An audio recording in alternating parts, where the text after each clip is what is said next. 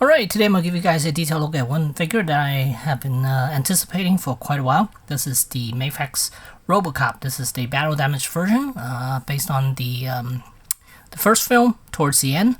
So there it is. There's the box. And here's the back of the box with all the accessories shown and a couple of pictures. So let's get into it. Alright, and here we have the figure outside the packaging, and let's take a look at his accessories first. First things first, he comes with his pistol, and then he comes with the rifle, and then 3 jars of baby food, and then a bipod that's in a collapsed state, and then he comes with a bunch of hands, and a firing effect piece, and then 2 accessories for the thigh section. So here's Robocop himself. I really like the design of this Robocop, and the battle damage look is really impressive, at least in my opinion. I'm not sure about the blue on his chest here, the bleeding blue.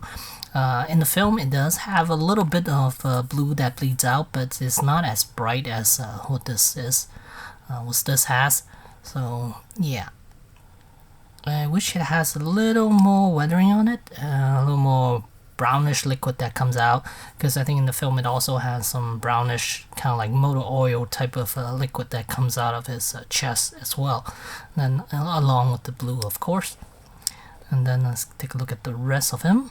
If you have the other Robocop from Mafex, then this is pretty much the same, except for some battle damage pieces and some weathering and all that stuff.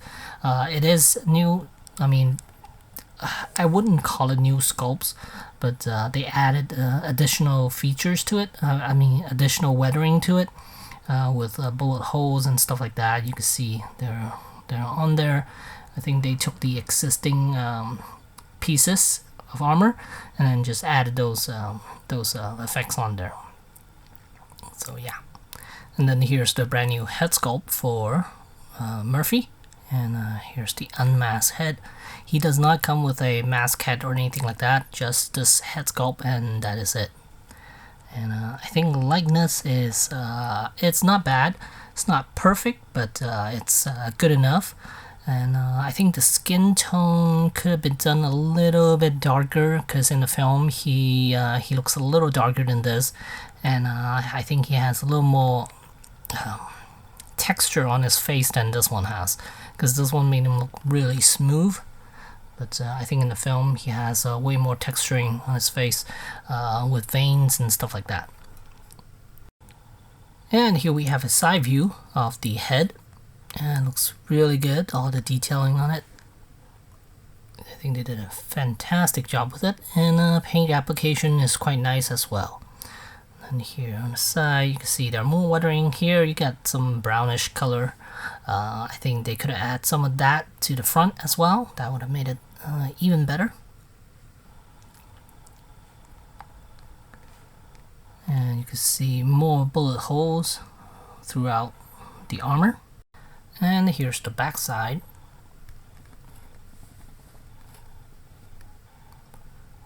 More blues.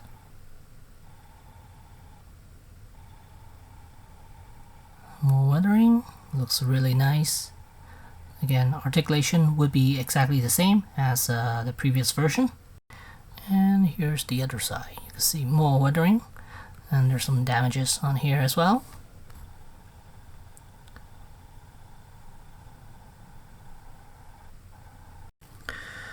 Alright, so let's dim this down a little more. So as far as articulation, head is on a ball joint, and base of the neck there's another ball joint.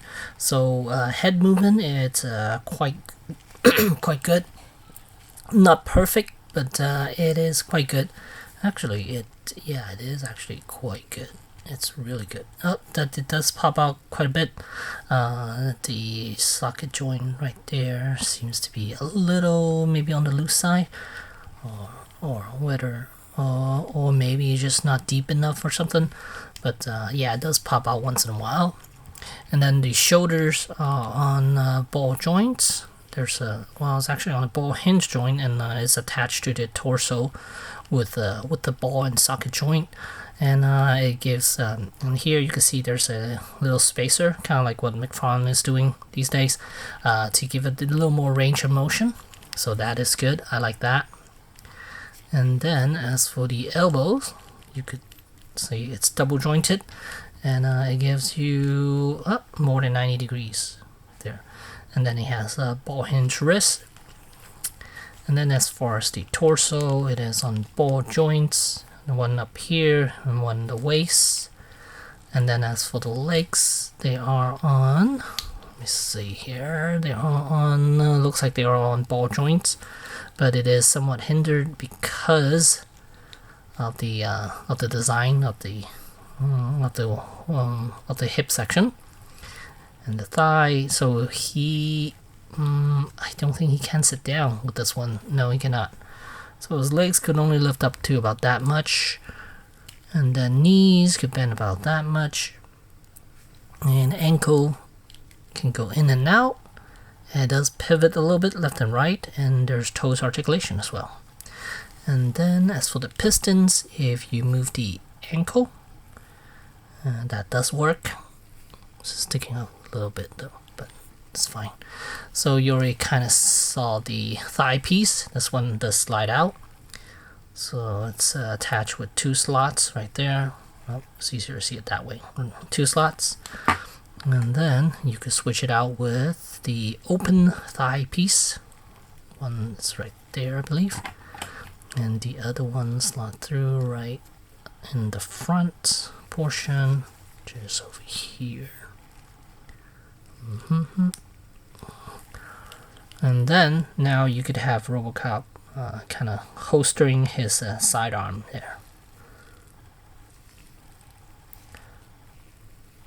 So yeah, but of course he's going to be holding his sidearm most of the time, so I'm going to leave it like that. And then remove these 2 pieces and put the thigh cap piece back on. Okay, so let's take a look at the rifle here. Here it is. Magazine, no, it does not come out. Nothing, no moving parts except for the interchangeable bipod. Then slots in right up here, and there you go.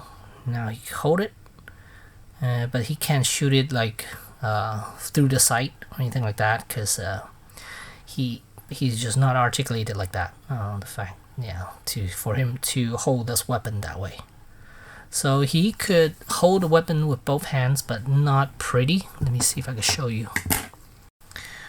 Alright, so here I got him holding onto the weapon kind of with both hands. The other one hand is just barely touching the rifle. So under the arm section right there, the buttstock.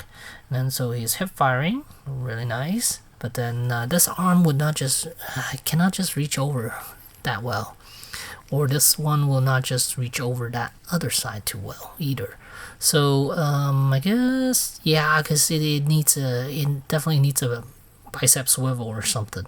Or yeah, because right now it's missing that bicep swivel. So I know it's gonna break the design, so I understand why they didn't do it. But yeah, it is harder for him to grip weapons with both hands. You can see it right there. It's barely touching it, but I guess for photos, if you leave it like that, I mean, he's fine. Even this might be okay, but if you're staring straight at it, then it might be an issue. But sideways, perfectly fine. So yeah, so that's how he would hold the weapon, the rifle, with both hands. Alright, and here's a size comparison between the 2 Robocops. One is from the, yeah, they're both from Mafex. One is just a clean version, and well, cleaner version. Well, it does come with a clean helmet and then a clean chest plate, so it's interchangeable. So that's that version. And then here's the battle damage version, and you can see the difference between the 2. Not much.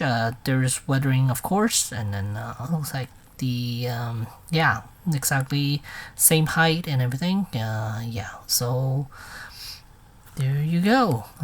Really nice looking Robocop. Highly recommend this if you're a Robocop fan, and I really like the battle damage look.